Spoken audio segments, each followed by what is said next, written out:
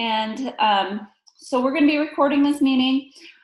This is the Garfield Memorial Hospital Culinary Water Incident webinar. My name is Christy Sanger. I'm with AHEPP, and presenting today is Steve Ikuda, who's with Intermountain Healthcare. He has more than 36 years of experience in the medical field, with 11 of those years in healthcare emergency preparedness. He derives great satisfaction from helping communities prepare for an uncertain future. Currently coordinates one of Intermountain Healthcare's emergency management area programs. His scope of services includes Cedar City Hospital, Dixie Regional Medical Center, Garfield Memorial Hospital, and Sevier Valley Hospital. Probably said that wrong. Sorry about that, Steve. Steve graduated from Utah Valley University, magna cum laude, with a bachelor degree in emergency management administration services. He's also a FEMA master exercise practitioner. Steve volunteers on the Santa Clara Invens Fire and Rescue as a safety officer and PIO. He serves on the Southwest Regional Hazmat Response Team, Southwest Regional Field Medical Hospital Strike Team, Utah Disaster Advisory Executive Committee, and the Utah Crisis Standards of Care Committee. Steve's the recipient of the 2014 American Red Cross Heroes Award for Emergency Preparedness and a nominee for Homeland Security's 2014 Rick Scorla Award for Resiliency. Originally from San Diego, Steve has resided in St. George with his wife, Laura, since 1997. So as you can see, Steve has a plethora of knowledge and experience to share with you. And in knowing Steve for the last few years and working with Steve, I know that he is always eager to share his knowledge and help others become more prepared in their organizations as well. So with that, I'm going to turn that over to you, Steve, and you've got controls. Great. Thank you, Christy. Thank you for those that have joined this webinar and taken time out of your day to listen to this presentation of how a rural hospital self-sustained itself for 6 days while the city was able to mitigate the contamination of their culinary water system. Again, at any time throughout this presentation, if you do have a question, please use the chat box so that Christy can notify me, and I'll just stop in the slide or go back to the slide that you want to ask the question. So let's go ahead and get started here. So this incident took place last year on Saturday. As you can see, the picture to the right is where they actually have their municipal watershed. But if you notice in the background, there's a lot of burn scar. This was resulting from a fire that took place a year prior to that. And it created a lot of charred acreage, especially in the Panguitch City area. And so just to give an idea where Panguitch City is, it is in Utah, as the circle there. It's about 120 miles north of St. George, where I reside at my hospital. And if you fly in from Salt Lake, it's about approximately a little bit over 3.5 hours.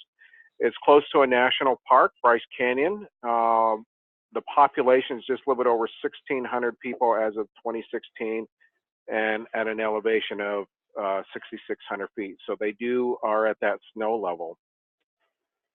So what happened was that one of the city's culinary water system boxes got damaged because they actually had 2 storms that came through that morning.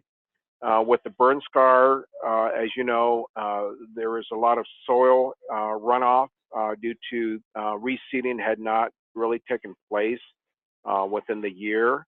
And so water had to go somewhere, and it ended up going into one of their collection boxes. So the city issued what we call a no-use water order. And I don't know if any of you have ever experienced a no-use water order. It is the highest level, which means that you cannot even if you boil your water, you would not even be able to use it. So this little screenshot from the county sheriff's office was issued that morning.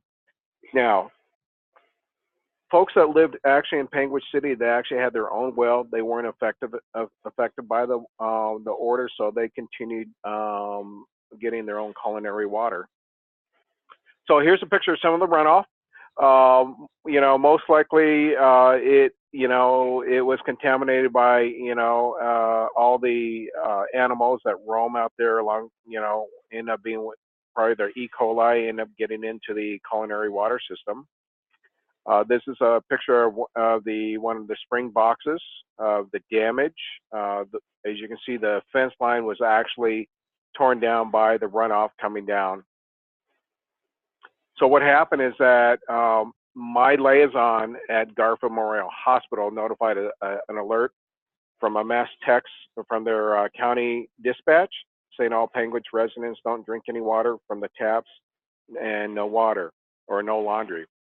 So I was notified shortly after that as Nick made his way over to the hospital to conduct an risk assessment of how does this impact their facility. So he ends up calling me at 7:38, and he attempted to notify his respective hospital administrators, leadership, but they were all at a half marathon that morning with limited service. So he was not able to make contact with them at least a couple hours into the actual incident itself. So in the meantime, he instructed all of his caregivers that were in the different parts of the facility to put up do not use signs where culinary water was being dispensed.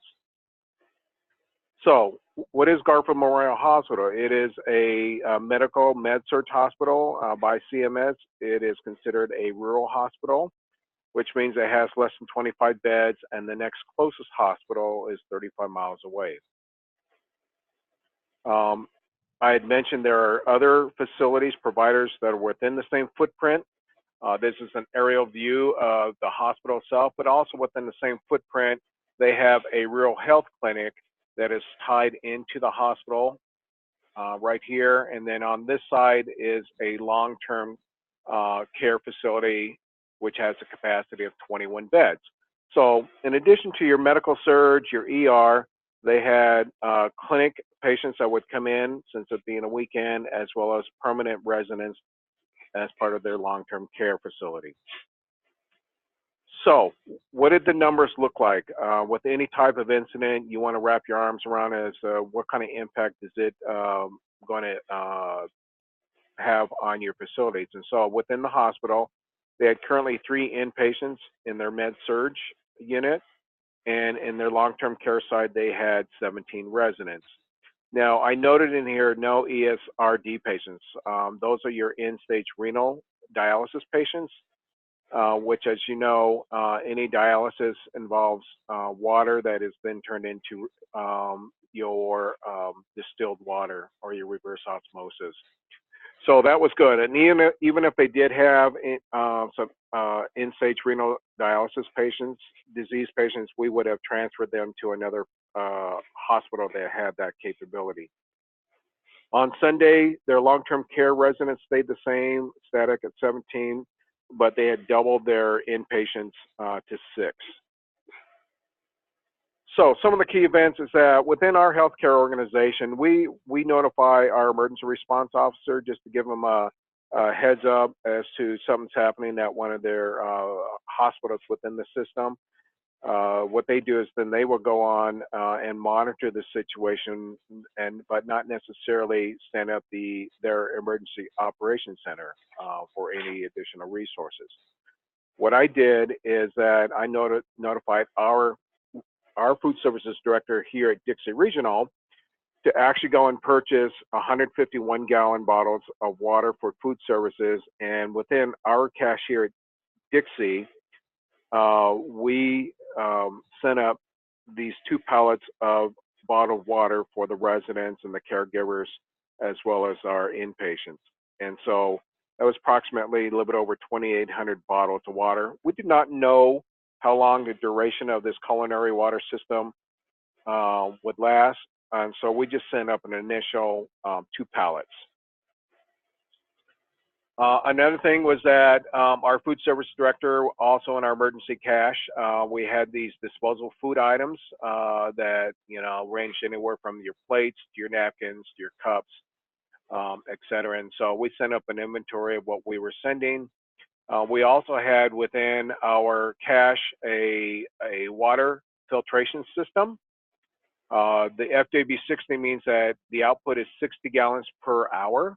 And so we did that. And another thing, as you know, with any type of incident, is that you want to bring in your public information officer right off the bat so that you can start sending out a unified message, you know, coming from your city, your county, and then within your own healthcare system, the same message. And so I brought up to speed the public information officer that oversees Garfield Memorial Hospital.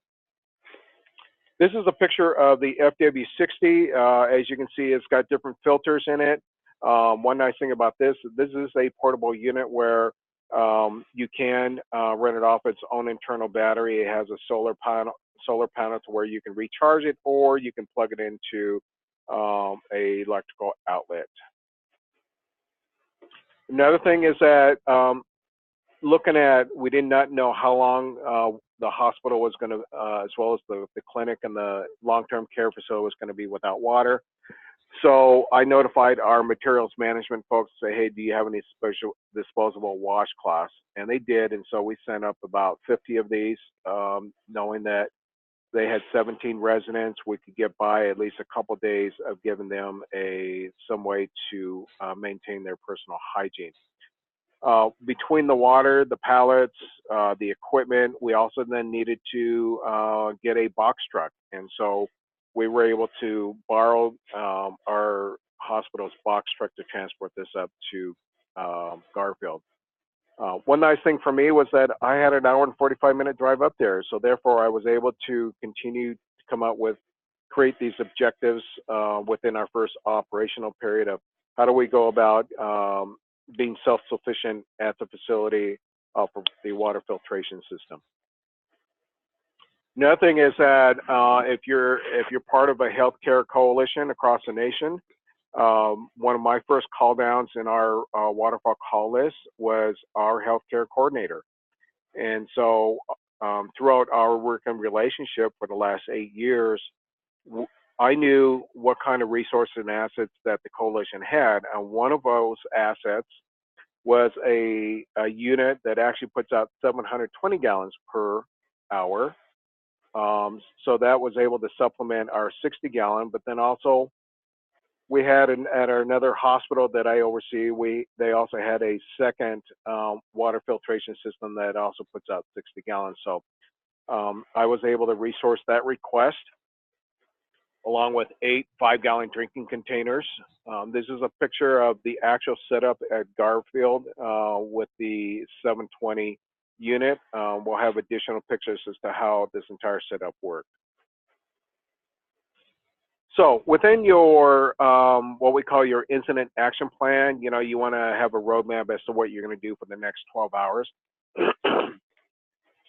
We set up two different operational periods, one from 6 a.m. to 1800, and then the night shift from 1800 to 06. So these are some key things that took place within that first operational period so that you can, from documentation purposes, have this.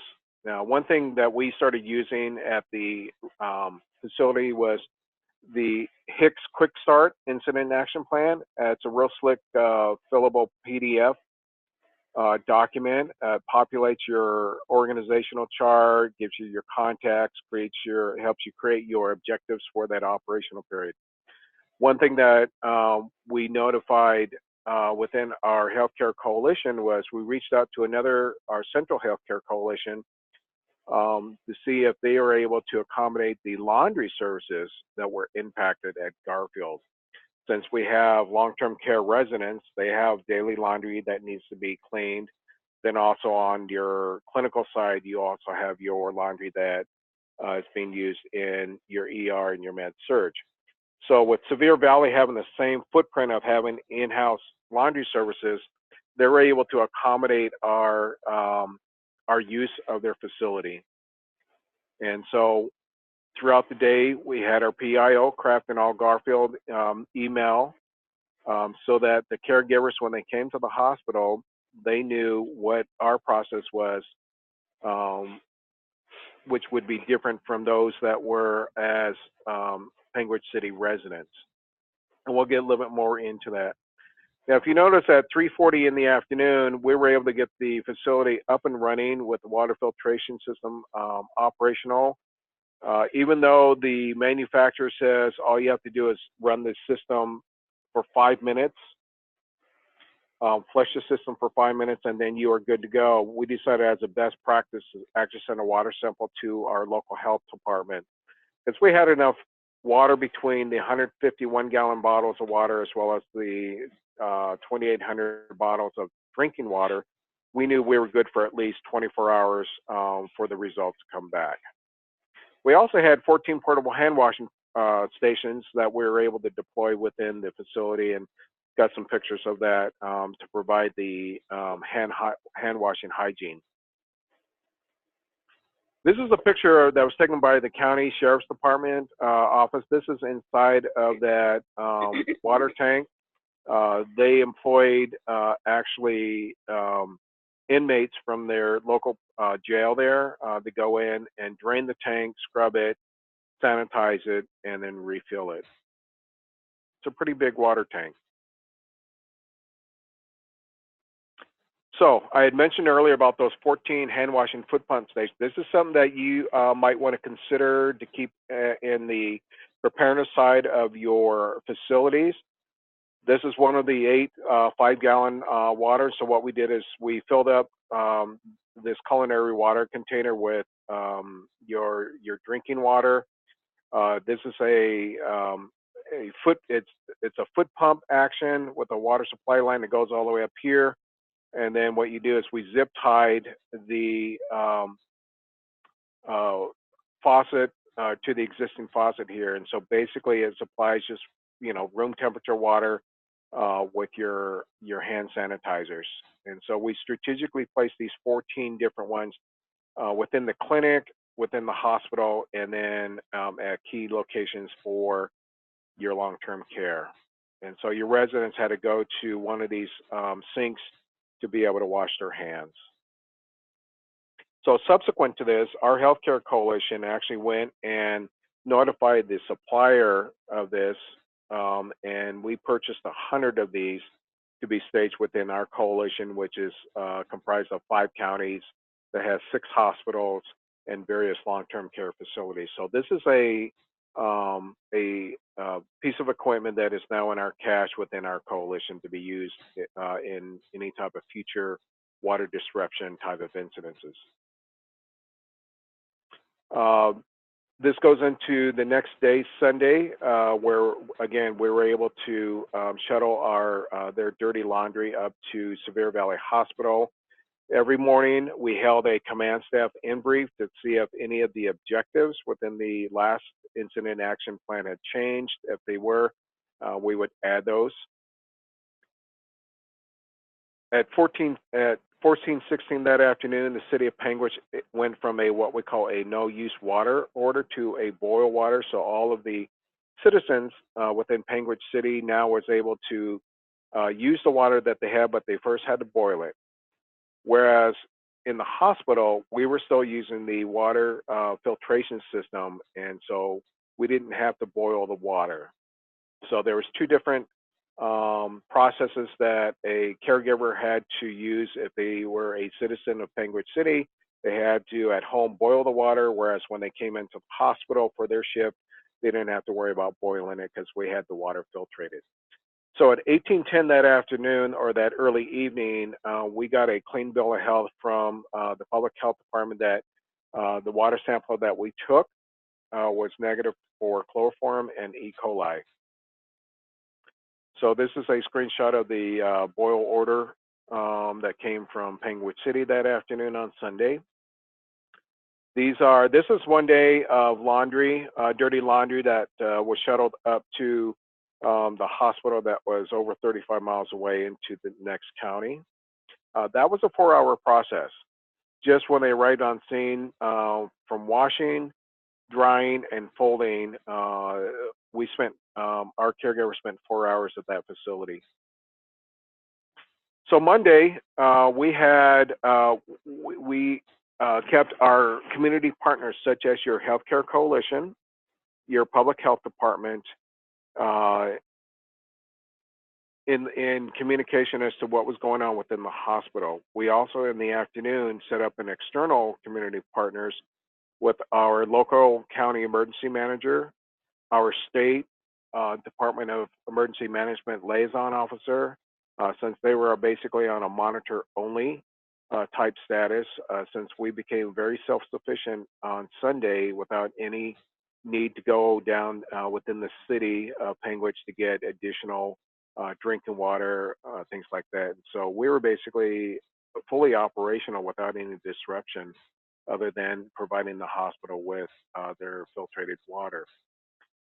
One thing, by day 2 on Monday, actually day 3, we were concerned about how do we provide sponge baths for the 17 residents in our long-term care. And so, with my experience in decon and hazmat, we know during the cold winter months that we have to warm up our water if we have to decon anyone. And so, we borrowed a hot shower system from the same hospital that was providing our laundry services. We brought that down so that we could actually use the long-term care tub with warm water to provide our 17 residents with some type of sponge bath instead of using these disposable washcloths. And we've got pictures of that in the next few slides here as to how we were able to set that up. Now, one thing about the use of water is, you want to know how much water are you using, how much filtrated water are you using per hour. And so we actually installed a water meter, and it was a custom-made water meter that was inexpensive to where we were able to monitor how many gallons per hour the facility between the long-term care, the hospital side, and the clinic, how many gallons of water were we using. And the reason why is, was the 720-gallon water filtration system adequate to meet the demands of the hospital? And so we were able to show that. We've got numbers to show toward the end of the slide here. By 16:23 that Monday afternoon, we were able to supply warm water to the long-term care so that all the residents were able to get a sponge bath. Okay. Tuesday, we were able to, after a conference call with our health department, they recommended, since the city was on a boil use water, that we would drain the initial gray water container that had the dirty water from Saturday's collection. They said, let's prolong the water filters that we're utilizing through the water filtration system and refill it up. And we've actually got a compare contrast picture of what the difference was from the initial water that we collected to the water that we now are using that was based on the boil water. We went into Wednesday, which was our 7th operational period. At this time, by noon, shortly after noon, the county sheriff's department posted what we call a post-boil water, which means all of the city residents are now able back to normal use like they were pre-Saturday. But for us, that didn't change because within the hospital setting, we had to go through our own vigorous sanitizing and certification system. And so we brought in an outside water consultant that came in on Thursday to actually drain, flush, sanitize, and certify that the hospital's water system was good to go. So on Thursday, our 8th operational period, we're now what we call the recovery period. They came in and basically certified the entire hospital system, water system, and by 4 o'clock that afternoon, we terminated the hospital command center, and we followed up with the last email saying that the hospital's water system is back to normal and that we were back to doing our laundry services back in house. So we get to look at some pictures. So this picture was a water sample that was provided that was actually obtained by our health department emergency manager. This is what was sent off to, she took that back to her health department, and within 24 hours, they were able to certify that the water was clean. And so this is the actual test that we received back, and that the results were absent of chloroform as well as any type of E. coli. This is our outside water consultant that actually took samplings on that Thursday at different terminal points from the lab, long-term care, your nurse's station, hot and cold, and your drinking fountain. Keep in mind, when you have an incident in your hospital, and especially in your food services areas, those pieces of equipment that are going to be impacted, one of them is your ice machines, right? So any ice that you have, you've got to dispose of. Your soda fountain machines. Your soda fountain machines are used, nowadays they use carbon dioxide mixed in with the syrup and water. You got to make sure that those filters are changed. Some of your soda fountain machines actually have a two-stage filter, one on the outside, and then there's also possibly one on the inside. So make sure your soda fountain vendors are called in so that they can flush out the systems. Your hot water that you get from your coffee makers, again, that also has to be flushed. And so it shut down a lot of things to where you are, you wouldn't think of that would actually impact your beverages being dispensed. These are the simple test results that came back from NALCO as far as absence of chlorine as well as your chloroform and your E. coli. So, I had mentioned earlier, we stood up an actual hospital command center. It was limited in its scope. I came on as the liaison officer and the safety officer, the planning section chief, and so we use various types of forms. One nice thing that since 2014, HICS came out with this HICS IAP Quick Start. It incorporates these different forms all into a very short documentation. We were able to supplement that with the hospital incident management chart that shows which positions are being fulfilled in the command staff as well as the general staff. Your HICS 213, we use this general message form to request any type of assets and resources and supplies. And we'll show an example of that. Your 214 is what I showed you of what were the key events that took place for documentation. And then your 257 is we use this to capture all of the different resources that we use. And so your first water 60s, your first water 720s, since they were being borrowed from other facilities within our health coalition, we wanted to make sure we got them back to the rightful owners. This is the IAP cover sheet. Basically, you check all the boxes of what is listed in this.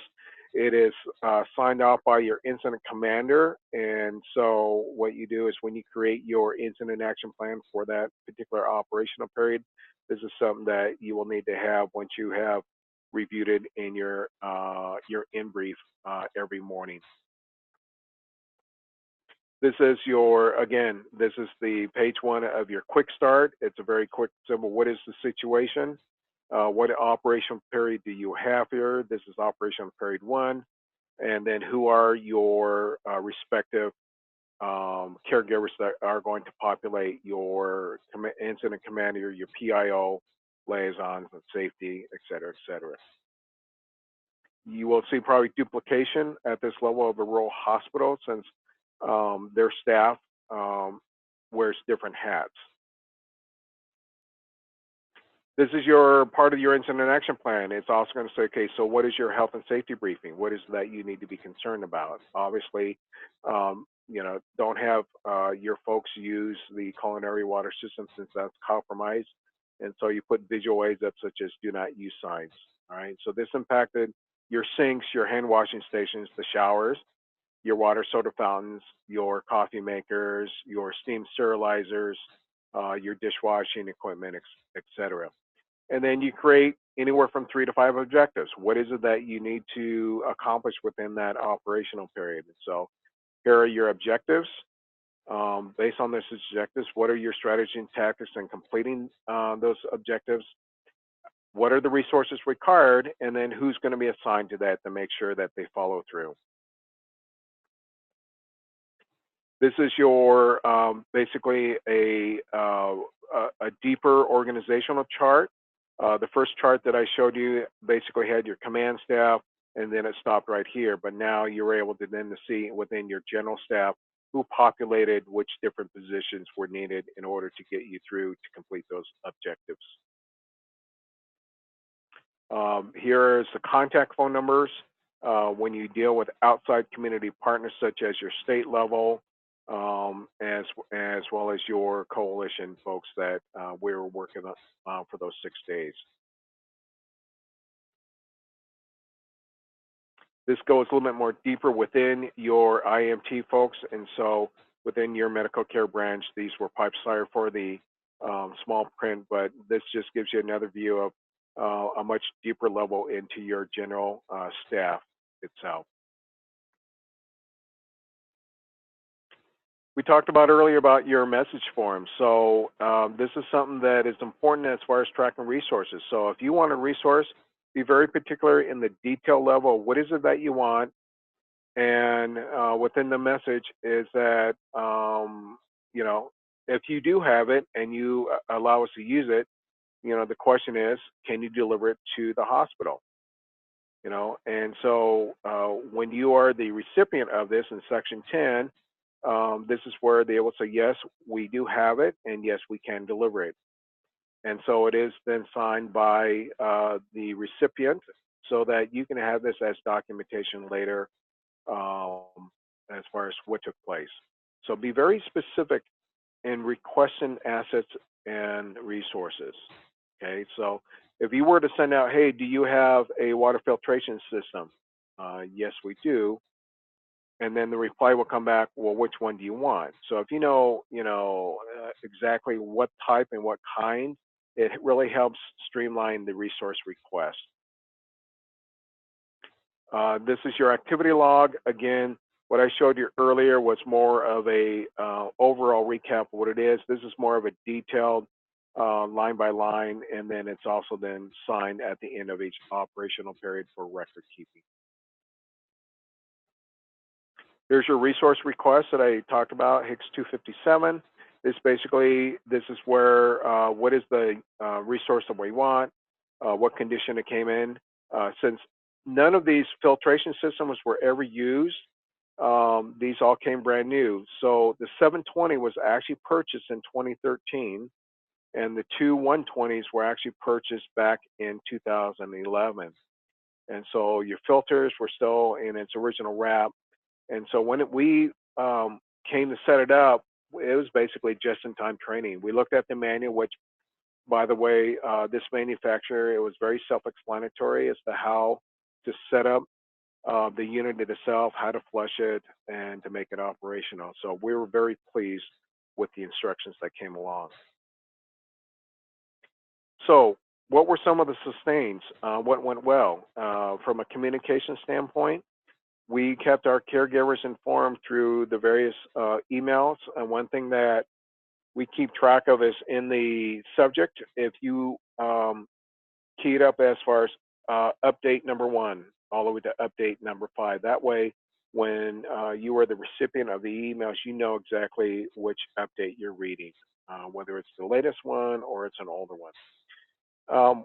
Within our hospital organization, I created in our text messaging group an internal stakeholders, and it was named GMH Culinary Water Incident.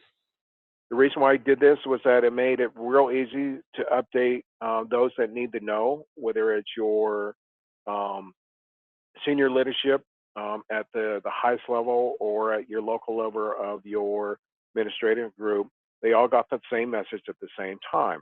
I also then created an agency representative group, which comprised of your local health department, your coalition coordinator, your county EM, as well as then your state liaison.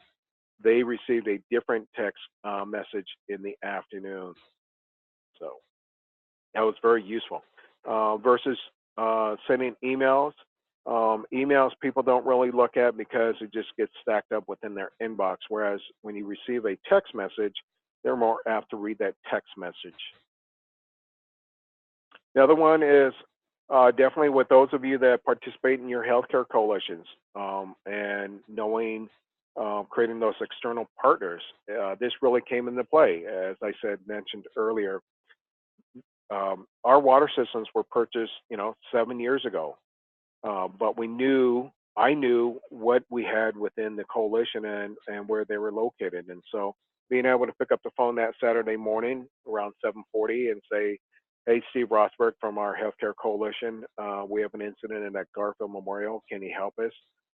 We need the portable water systems that are the 60 gallons per minute as well as, or per hour, as well as that big one that can put out 720 gallons per hour. And so he notified his boss, Paulette, to where they went and rounded up those and they drove them up themselves.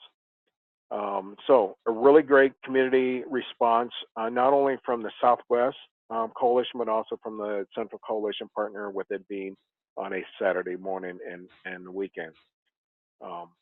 Those of us that have been in emergency preparedness, one thing is, besides your critical thinking, is think outside the box. And we'll be able to show you those two incidences where we put that water meter on the output side of the water filtration flow to measure how many gallons per hour the facility was using, as well as utilizing other laundry services at other hospitals. So I had mentioned earlier, if you were a caregiver but you also lived in the city, you had to follow the city's protocols, and then when you came into work, you had to follow the hospital ones. Okay? This gave an opportunity for our caregivers within the hospital. So how do what do we do during the response period, and how do we get back to normal operations? And so they were able to experience the response and recovery phase of an incident itself. One thing that our hospital administrator had shared with us that Monday morning was being self-sufficient. You read about it on Facebook and on Twitter, where as a resident, you had to go to key locations within that city to pick up your bottled water. Biggest thing, we were able to flush the toilets. We were able to use them and flush them without having to do any extra stuff. So that was a great plus during this incident itself. I'd mentioned earlier, this is the original picture that I took Saturday morning when we filled up, Saturday afternoon, where we filled up that gray water container. It was so cloudy and murky that you were not able to actually see the strainer that was at the end of this hose. This picture here to the right is after we had the conference call with our health department folks and the coalition coordinator, say, hey, why don't we, now that the city is on the boil use water, they flushed their tanks, why not refill it with the boil water?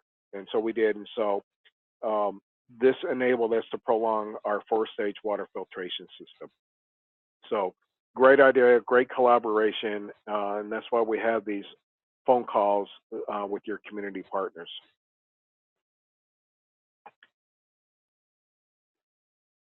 So manufacturers, pre-sanitizing systems not needed, they said just to flush the water. So this is actually a collection box that came with the system itself. We decided to use this on the clean side of the filtration system versus putting the gray water in this, since we had a white gray water container that we had that was 500 gallons. This just made it easier for us to dip large containers like buckets a lot faster than using this manifold system here. I'm going to go back to this manifold. So this manifold system comes, it's an upright stand. It comes for 4 water spigots, and so you can actually fill up 4 different containers at the same time. One nice thing about this first water system is basically on demand. So when you turn on the water spigot here, it actually starts pumping water from the gray water system into the clean water. This is the water meter that we actually had. We went to a plumbing store and they said, hey, can you customize this water meter to fit a regular sized garden hose, 5/8-inch diameter. This allowed us to actually measure the gallons per hour on a 24-hour period of time. So we end up donating this, and so this is actually part of the 700-gallon water filtration system itself. Here is again the pump, like I said, on demand, the water supply is coming from the gray water container. This is a 4-stage filtration system. So you have a HEPA filter, a virus filter, a charcoal filter, as well as the last stage is a UV lighting system before it goes into the um, uh, manifold system here. Here's a closer picture of someone actually using the portable hand foot pump system itself. Again, it's not providing you your warm water, but it's providing you clean water, so you can maintain your hand hygiene. There was no patient or resident or caregiver that came up with any type of GI upset subsequent to us using this water filtration system setup. I mentioned earlier about getting Monday our long-term care folks. This is the actual inside of the long-term care where they actually give their residents their baths. So what we did is we ran 300 feet regular garden hose from the water filtration system into this hot water system that was powered by propane gas. One thing I caution you is you want to make sure on the output that you have the garden hose that is rated for hot water, or else your regular garden hose is going to just get too hot, and it's not rated to have any water that is, greater than 140 degrees Fahrenheit. So we were able to, by Monday, fill the water up with warm water, fill the tub with warm water, give our long-term care a sponge bath, drain it, refill it, and so the turnaround time was 35 minutes in between residents. And so they were happy campers to be able to get a sponge bath Monday, Tuesday, Wednesday until we were back to normal operations on Thursday. By the numbers. So in the first 24 hours of those 2,800 bottles that we provided, they used only 10% within the 24 hours. But of the 150 gallons, the food services, along with the portable hand washing stations, they used just under 50% of them for the first 24 hours. So that was a good call in having 151 gallon bottles brought up. So that's something that you might want to consider. Another thing is, for those that actually have laboratories, you might want to check your chemistry analyzers, because your chemistry analyzers uses distilled water. And so I knew that they had a plumbed line going into that chemistry analyzer. And so we actually shut off the actual water supply into that analyzer, and we were able to bypass that and actually manually pour in distilled water into the analyzer so that they can still use that piece of equipment to do their blood chemistry. So here's the actual filtrated water. So Monday was a very busy day. As you can see, for the first 12 hours, they were using about 15.5 gallons per hour. Tuesday, it increased because we were filling up the long-term care tub, and so that went up by about 33.5% to just under 21 gallons per hour. You'll see by Wednesday, the gallons per hour dropped down to 7.4 because there wasn't the demand for sponge bath. Thursday, we were down to, which was the last day, to just under a little bit over 5 gallons per hour. So over the 6-day period, we used just a little bit over 900 gallons for 5 days, which equated to 7.6 gallons per hour. Some people have asked, so why would you not have considered then using your 60-gallon? It's a great question. We decided to let's go big and let's see what the capability and capacity for the 720 gallons. So we decided, instead of switching out midstream, to the 60 gallons per hour, we decided let's just continue using the 720-gallon water filtration system. So lessons learned. Um, One thing we identified was the four-stage filtration system. Actually, it's actually three filters plus the UV light. Is that we had to replace the cost of that, and so throughout our coalition, we've never actually utilized a resource that we had to reimburse the coalition, and so we were able to work that out, and that was an easy fix. So another thing is that the county, since this is a county-owned hospital, the administrator was looking into getting a well on site since um, they would be not affected in the future, especially with the burn scar, possibly not having to go through this system because other residents that actually owned a well within the city limits did not have to follow the city orders. So that being said, that concludes the webinar. I'll open it up to any questions or comments. Christy?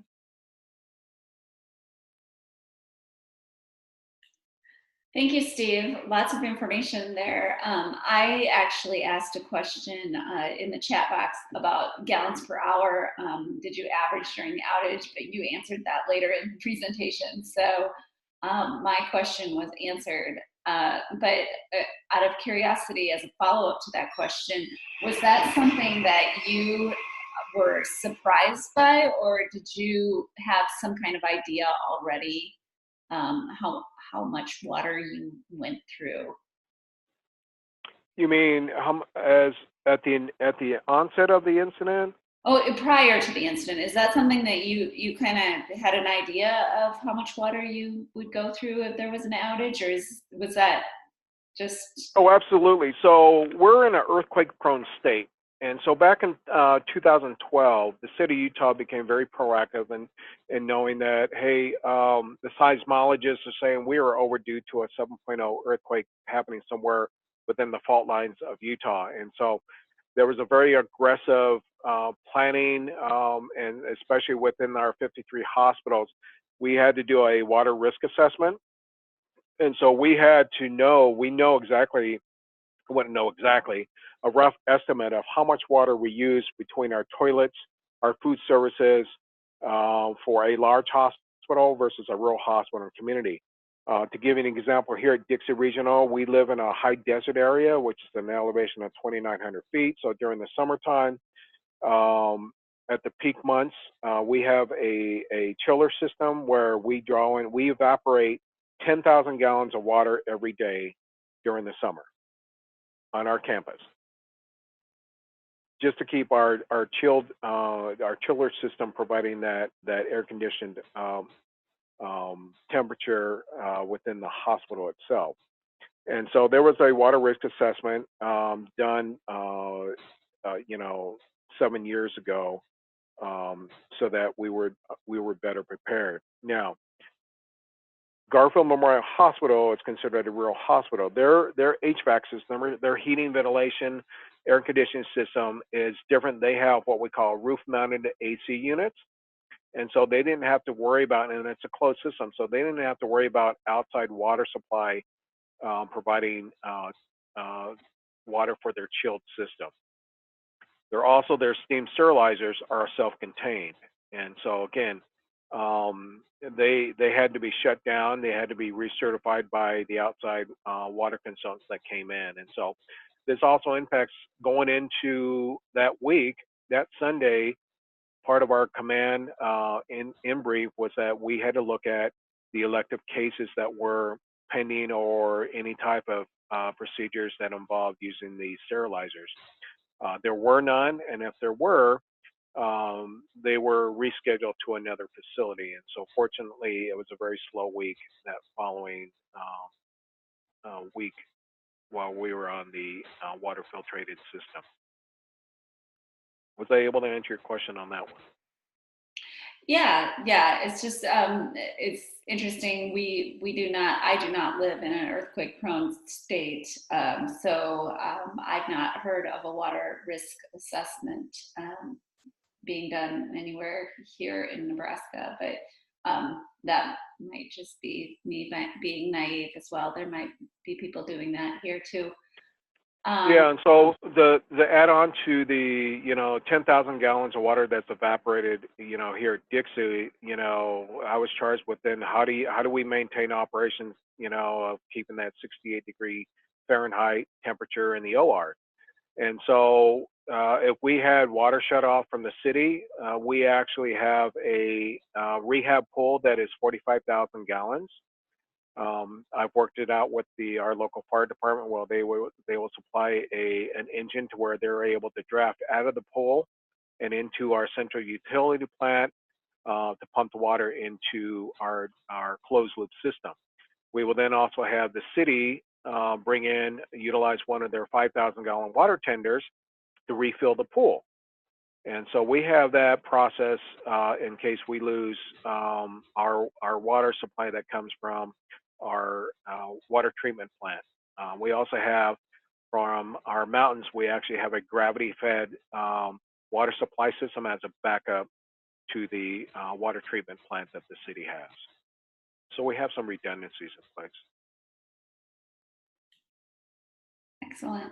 If anybody else has any other questions, if you want, you should be able to unmute your microphone. If you're not, feel free to put that in the chat box. In the meantime, as I'm waiting for any questions that might come in, we do have a Collaborate with Colleagues conversation or discussion webinar on Zoom in 2 weeks.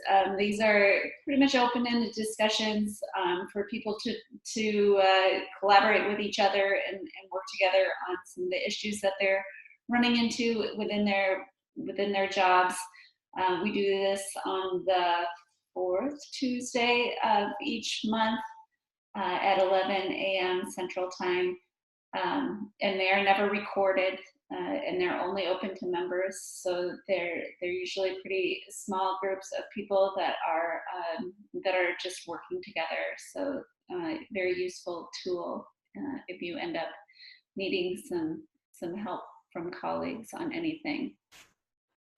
Any other questions? Yeah, Chrissy, this is Steve.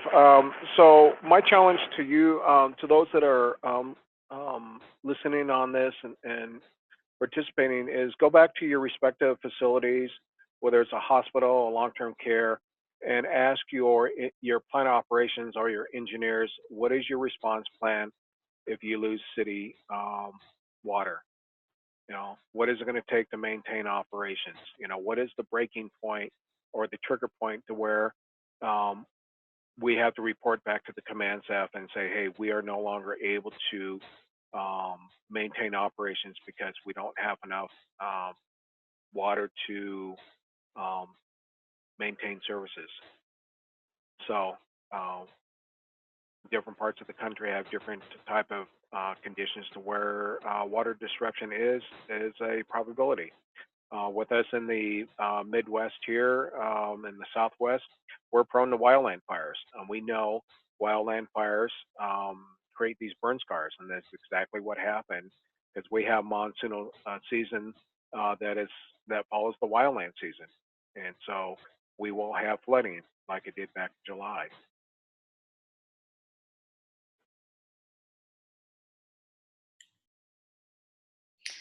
Excellent. Well, thank you, Steve, for sharing your experience with us and your solutions and all of the knowledge that you've gained through your experience. I see that there are no other questions, so I just want to say thank you all for joining us today, and we hope that you'll join us for the next webinar and the Collaborate with Colleagues session in a couple of weeks. And in the meantime, I hope you have a wonderful day. Thank you. Great. Thanks, Christy.